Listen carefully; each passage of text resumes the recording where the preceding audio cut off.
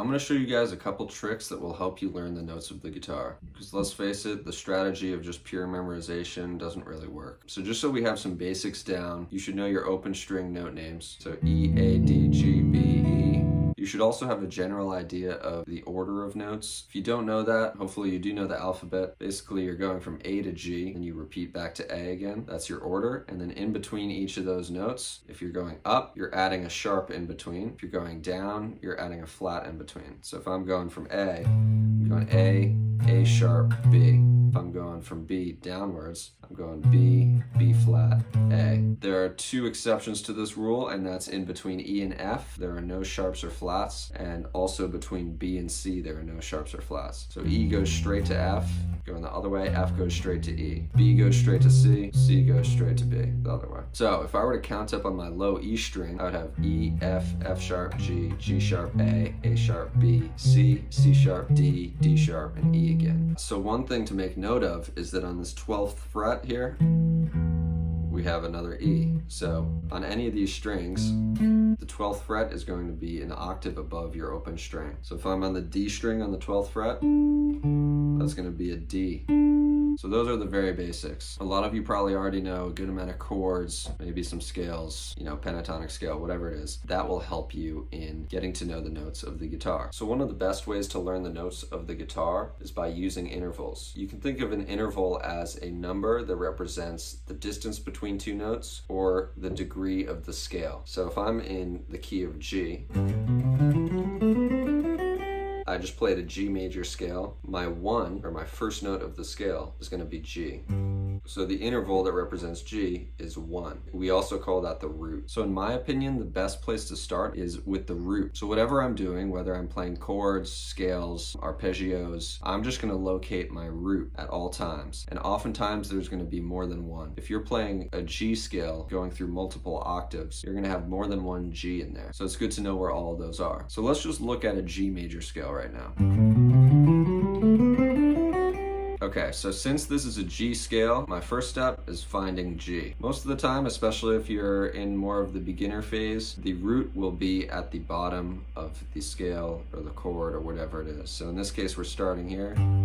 That's going to be our root. That's not always the case, so one way you can figure it out is by counting up from an open string. So if I count up from my low E string, I'm trying to find what this note is here on the 3rd fret. I have E, F, F sharp, G. So now here's G. Perfect. So here's our root. There are 7 notes in a major scale. 1, 2, 3, 4, 5, 6, 7. And then when you get here, that's a repeat of the first note. Starts all over. So that's 1 again. So we just figured out that here's 1 and here's 1, right? If 1 is G, then these are both G. If we keep going, 1, 2, 3, 4, 5, 6, 7, 1. So there's another G. So now we know that we have a G here, and a G here.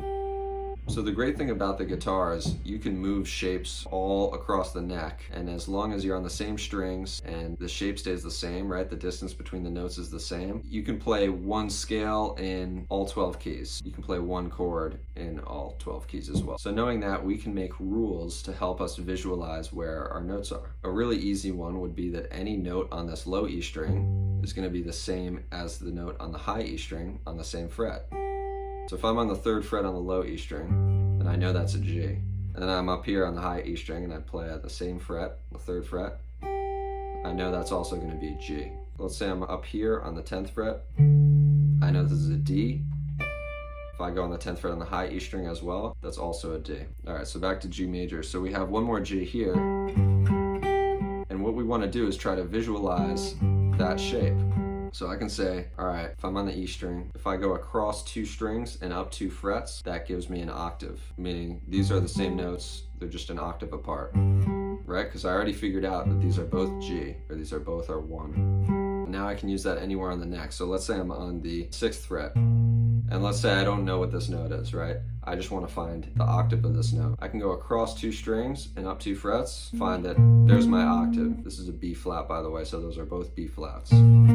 I know I also have a B flat up there, right? So that's on the low and the high E string. This same rule works on the A string and G string. So if I'm here on the C and I want to find a C an octave up, I can go across 2 strings and up 2 frets. And there's here's another C. Here's where it gets tricky. So if you're on the D string and you're trying to find an octave above this note here, which is F, you're gonna go across 2 strings, right? And up 2 frets. But that doesn't sound like an octave, right? It's not. You need to move an extra fret up on the B string. So if you're going from the D string to the B string, you need to move up now 3 frets. That gives you your octave. So let's try it on the G string too. So if I'm on this note here, this is a B flat. If I want to find an octave up, let's say I go 2 strings over, 2 frets up. Again, this is not an octave, so we need to move that up an extra half step. All right, so if you're trying to find an octave between your D and B string, you have to go up 3 frets. Same with the G and the high E string. If you're on the low E string and the D string, you just have to go up 2 frets. And if you're on the A string and the G string, you just have to go up 2 frets. So real quick, let's look at another place where we can see this easily, and then let's move on to some more tricks. So let's play an A minor pentatonic scale. So I have an A here on the 5th fret on the low E string. I know this because if I count up from my low E string, E, F, F sharp, G, G sharp, A, that gives me A. So because of our octave trick, we know that we can go across 2 strings and up 2 frets, and you'll get that same note. So you know that you also have an A here, and lo and behold, that's included in the A minor pentatonic scale, of course, right? We also have an A up here. So now you know 3 different places on the neck where you can play an A. There, there, and there. And you know you also have open A, so that's 4. And you know that if you go 12 frets up from an open string, you have an octave. So now you have 5 different places where you have A. So you can start to see how this is helping. The other important thing to do is make connections with things that you already know. This ultimately gives you way less work. If you can connect everything, you can start to visualize them all in the same place. That way you don't have to resort to just straight up memorization. So I'm in this area of the guitar playing an A minor pentatonic scale. Personally, I know a lot of A minor chords around this area of the guitar. Some of you may know none, some of you may know 1, some of you may know more than 1. Regardless of your situation, take what you know and try to relate it to this position. So, an example of that, I know I have an A minor bar chord right here. So in this position of the guitar, I have A minor pentatonic and an A minor bar chord. And now I know where my roots are, right? So I know A is here, and here, and here. You will see that your root is pretty much always going to be included in the chords or scales or arpeggios you know in that area. So in my A minor chord, it includes all 3 roots, right? In my A minor pentatonic scale, it includes all 3 roots as well. So in my mind, I can start to see that all as one thing visually. There are other A minor chords in this area, like this one, this one, this one, this one,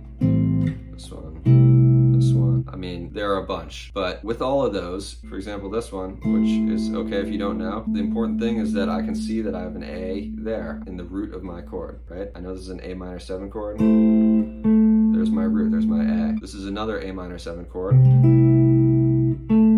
Look at that, there's my root still, right there.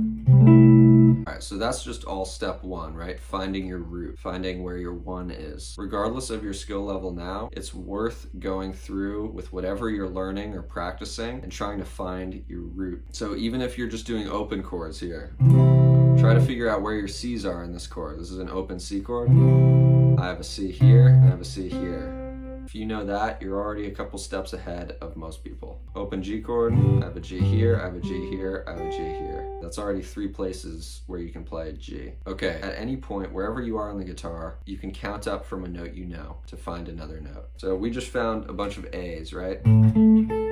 Let's say, I'm just gonna pick a random note. Let's say I pick this note up here on the 11th fret on the D string. If I count up from my A sharp, B, C, right, there's no B sharp, C sharp, I know that that's C sharp. So counting is not the most efficient method, and it's annoying to do all the time, and it won't really help you make these connections that will commit these to memory. So what we're gonna do now is figure out how we can use our roots to find other notes that may not be the root or the one. So I'm gonna show you a way to use chords to find your third, your fifth, and even your seventh. I would say after your root, those three notes, the third, the fifth, and the seventh, are the second most important notes to know in terms of where they are on the guitar, especially the third and the fifth. And this is because a chord is made up of 1, 3, and 5 typically. So a major chord is just made up of 1, 3, 5. If I'm playing G again, this chord, this is a G chord, G bar chord, is just made up of 1, 3s, and 5s, and a lot of them are repeated. So we know we have 3 1s in this chord, right? You have G, G, G. You also have 2 fifths, so you have a fifth here and a fifth there, and then you have a third here. And again, those numbers just represent the degree of the scale. So 1, 2, 3, 4, 5, there's your fifth, 6, 7, 1, there's your 1, 2, 3, there's your third. To break it down, 1, 3, 5, G, B, D, that makes up a G major chord.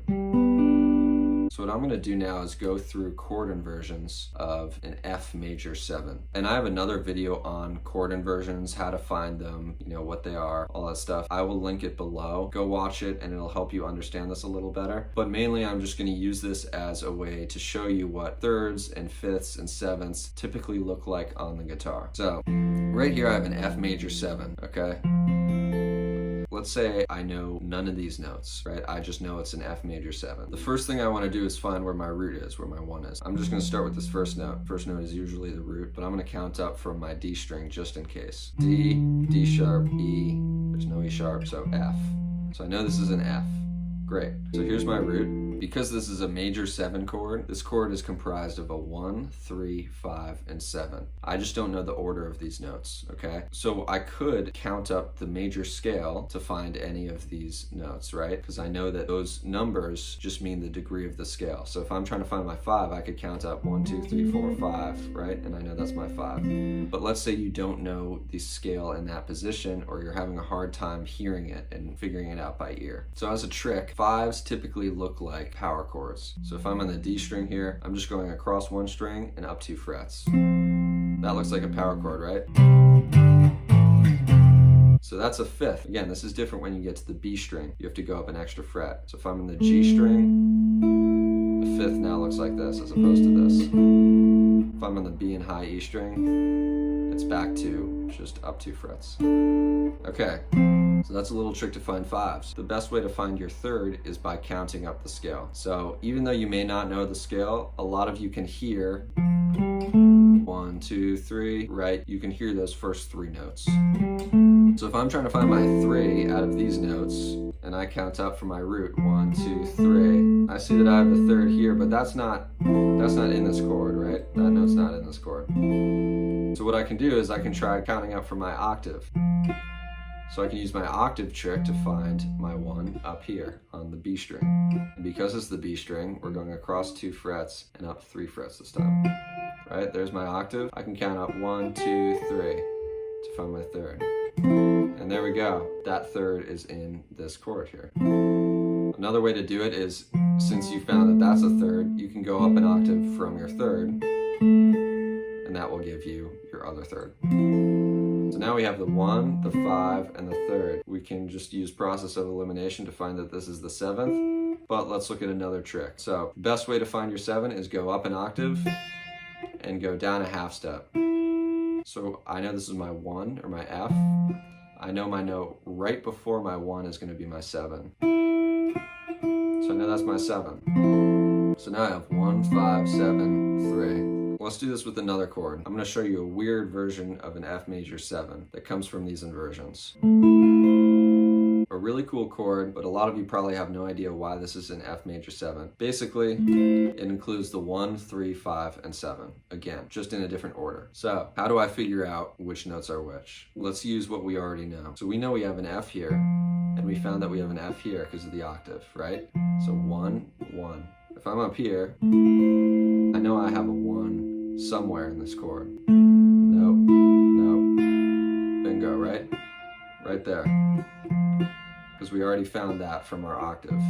Again, if you're starting from scratch and you know none of these, you can go from any other note you already know and use octaves to figure it out, or count up to figure it out, or you can count up from an open string. So let's say I was counting up from an open string and I started with my low note and I was like, oh, maybe this is my root. You'd count up D, D sharp, E, F, F sharp, G, G sharp, A. So I know because I'm playing an F major 7, that's actually not my root. But now I know this is an A, which is good. So remember, the first step is just to find your root, okay? So we did that, F is here. Now I would just pick another note and try to figure out what that is. So if I'm looking here, let's say I go to my high note here, on the high E string. Well, that looks just like a power chord to me, right? So I'm gonna say that's my 5th. You can check yourself by counting up the scale. 1, 2, 3, 4, 5. Cool, so let's go to this note on the B string on the 9th fret.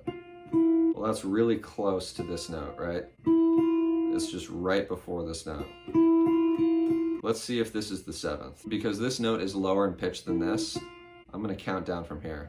So here's my 1. If I go down a half step,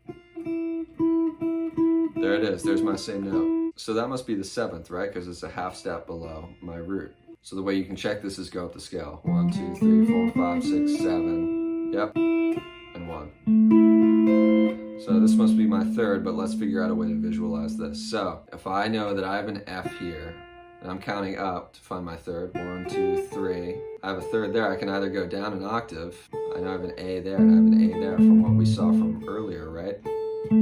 I could say, okay, there's my 3rd. But let's say I didn't know that. I'm gonna go down an octave from here. So I know this is F, I'm still on my root. Now I'm gonna count up 1, 2, 3. There's my 3rd, okay? All right, so you may be thinking, we're not even learning what the notes are. I'm just learning all these numbers, these intervals, and I don't even know what the note is that it's representing.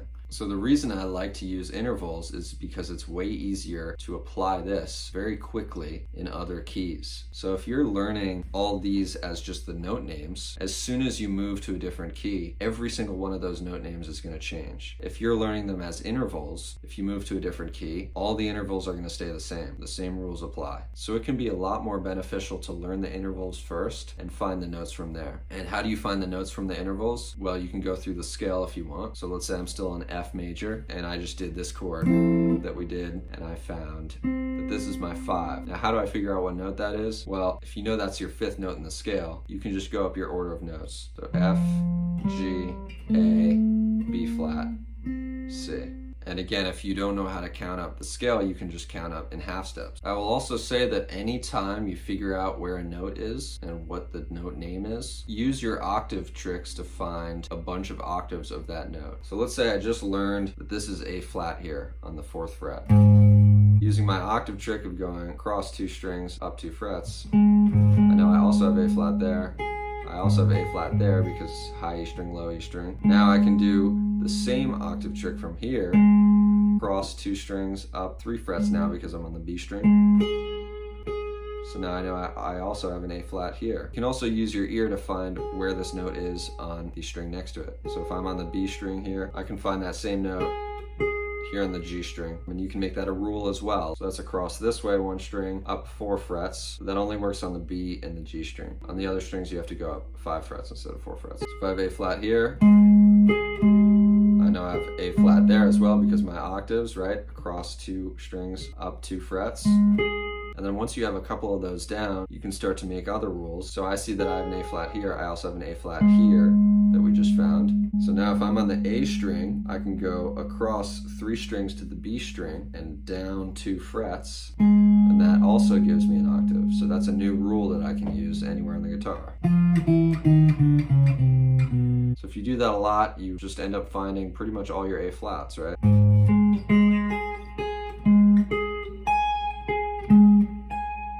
So try this concept with anything that you're working on now. And again, always try to relate it to something you already know. These connections are just going to make learning the fretboard way easier. I'm sure some of you guys will have questions, so please comment those below. Subscribe to my channel, like the video, leave a comment. Thanks, guys.